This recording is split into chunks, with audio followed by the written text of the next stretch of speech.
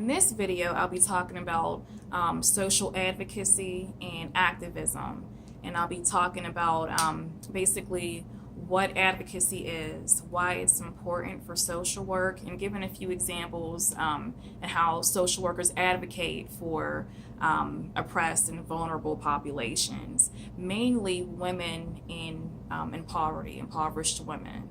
So with me personally, I can remember being a little girl who always wanted to grow up helping people.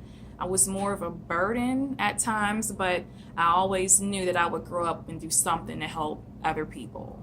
So I'll be discussing, of course, what advocacy is and how that applies to this here.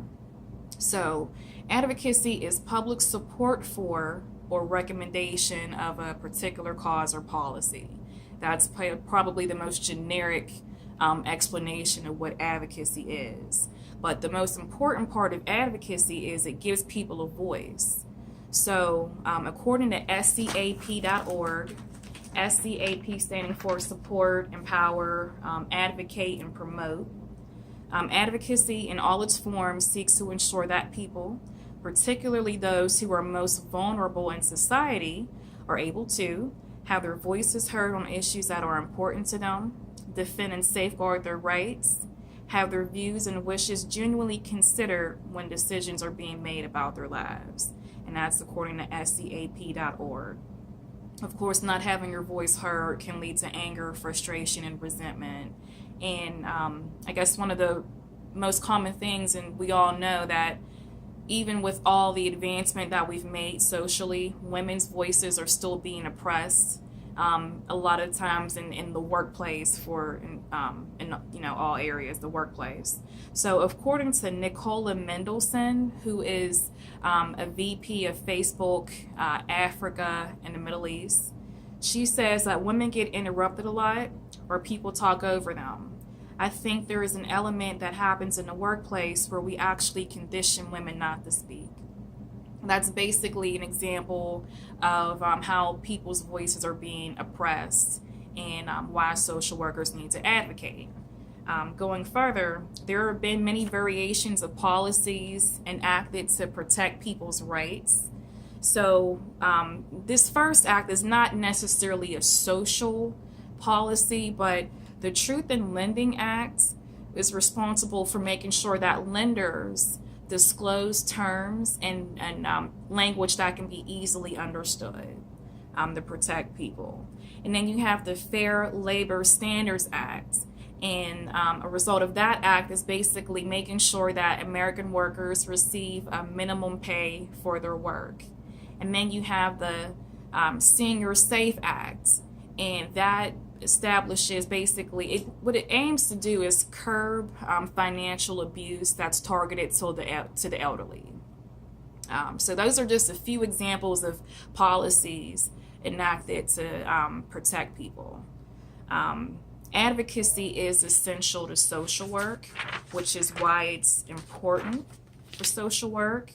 It's one of the main responsibilities of social workers.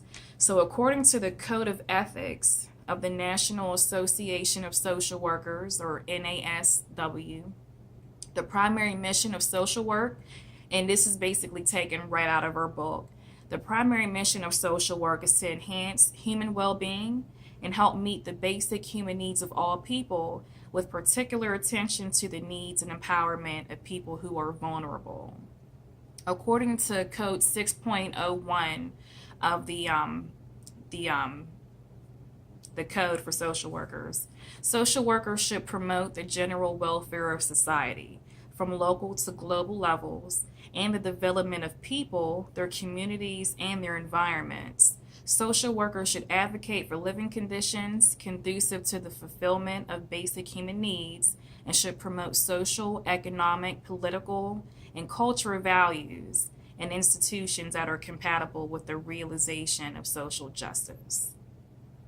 Just one other part, the Code 6.4 of the Code of Ethics says that social workers should engage in social and political action that seeks to ensure that all people have access to the resources, employment services, and opportunities that are required for basic human needs. So that's a lot, but in a nutshell, according to the National Association of Social Workers, there is a code of ethics for all people who become social workers. And it specifically states that it's our mission and our priority to advocate for oppressed people. So there's that. And then, of course, social workers do advocate for oppressed populations and vulnerable people. So oppression basically is the unfair or cruel treatment, unfair or cruel use of power, rather, to control another person or group.